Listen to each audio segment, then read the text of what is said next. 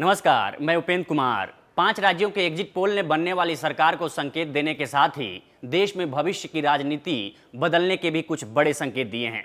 ऐसा सबसे स्ट्रांग संकेत हमें पंजाब के एग्जिट पोल से मिला है, जहां लगभग सभी एग्जिट पोल्स ने अरविंद केजरीवाल की आम आदमी पार्टी को बहुमत के पार पहुंचाया है। केजरीवाल के बढ़ते कद से पंजाब और देश की राजनीति में होने वाले बदलाव को इन बिंदुओं के जरिए समझ सकते हैं। पहला, यानी कि एक राज्य जिसकी एक धार्मिक पहचान है वो एक गैर सिख नेता की पार्टी को बहुमत देता है तो ये नई बात होगी। दूसरी बात ये कि आम आदमी पार्टी को दिल्ली की पार्टी बताया जा रहा था, उसका पंजाब में जाकर इतना अच्छा प्रदर्शन बताता है कि पंजाब की जनता अकाली, कांग्रेस और बीजेपी की तिकड़ी से उब चुकी है।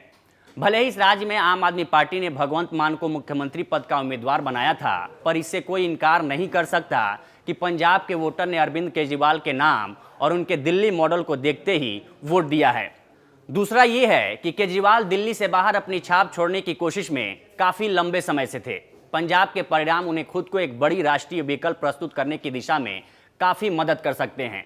दिल्ली फतेह और पंजाब का किला जीतने के बाद हो सकता है कि वो विपक्ष का सबसे बड़ा चेहरा बन जाएं। हालांकि ममता भी साल 2024 में विपक्ष का चेहरा बनने की कोशिश कर रही हैं, लेकिन जाहिर है अब उन्हें केजरीवाल से चुनौती मिल सकती है।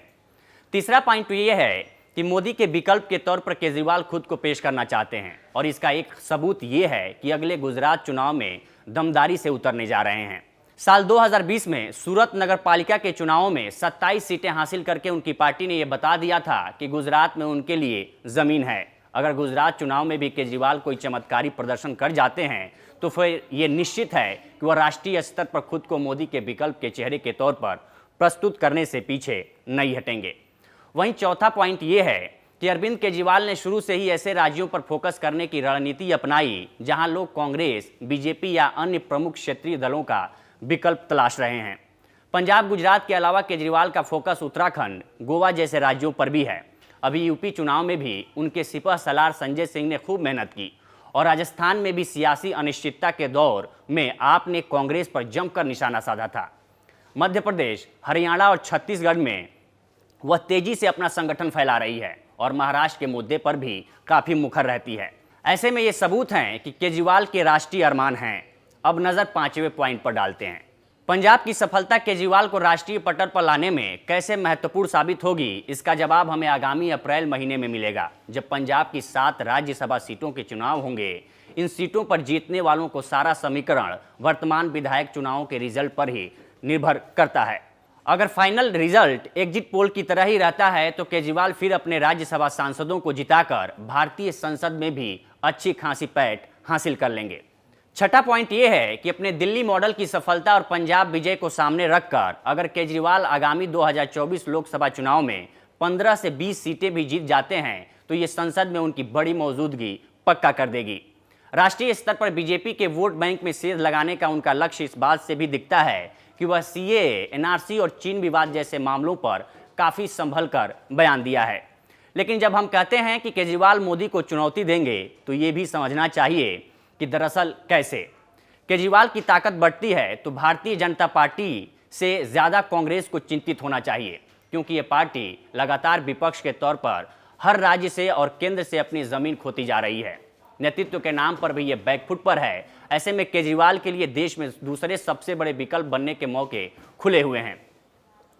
एंटी बीजेपी जनाधार अगर आम आदमी पार्टी को मिलता है तो कांग्रेस के हिस्से से ही आएगा। पंजाब में भी केजरीवाल ने कांग्रेस का ही पत्ता काटा है। अब 8वें पॉइंट पर नजर डालते हैं। दरअसल केजरीवाल जिस तरह से अपनी कल्याणकारी नीतियों को राष्ट्रवाद और कभी कभार हिंदुत्व के तत्वों को साथ घोलकर लोगों के आगे पेश करते हैं, कुछ ऐसा ही बीजेपी और मोदी ने किया है। नतीजे सबके सामने हैं। ऐसा लगता है कि केजरीवाल ने इसे ही कॉपी किया है। वो दिल्ली के बच्चों को देशभक्ति पढ़ाते हैं, भारत माता की जय, इंकलाब जिंदाबाद और वंदे मातरम के नारे लगवाते हैं। भगवान हनुमान का जिक्र करते हैं और अयोध्या तक यात्रियों के लिए ट्रेन चलवाते हैं। दलितों को लिभाने के लिए वो अंबेडकर पर मेगा शो भी करते हैं। अब 9वें पॉइंट पर नजर डालते हैं। केजरीवाल जब राजनीति में आए थे तो उन्हें पब्लिसिटी का भूखा व्यक्ति बताकर और मीडिया का अपने स्वार्थ के लिए इस्तेमाल करने वाला व्यक्ति बताया गया था। बड़ी पार्टियों ने उनका मजाक उड़ाया, लेकिन केजरीवाल को पंजाब में जीत मिलती है तो कई विपक्षियों की बोलती बंद हो सकती है। जिस बिजली, पानी, शिक्षा, स्वास्थ्य के फ्री मॉडल को उन्होंने दिल्ली में चलाया उसी मॉडल को यूपी में बाद में योगी सरकार ने भी अपनाने की कोशिश की। गुजरात, तेलंगाना, कर्नाटक और झारखंड की सरकारें भी उनके जैसे ही मोहल्ला क्लिनिक का मॉडल तैयार कर रही हैं और उत्तर प्रदेश चुनाव में तो केजरीवाल के बिजली मॉडल को सभी पार्टियों ने चुनावी वादा भी बना रखा था। तो इन 9 बिंदुओं के जरिए हमने समझाने की कोशिश की है कि केजरीवाल भारत की राजनीति में कहां खड़े नजर आ रहे हैं। बाकी देश दुनिया की तमाम खबरों के लिए बने रहिए क्विंट के साथ।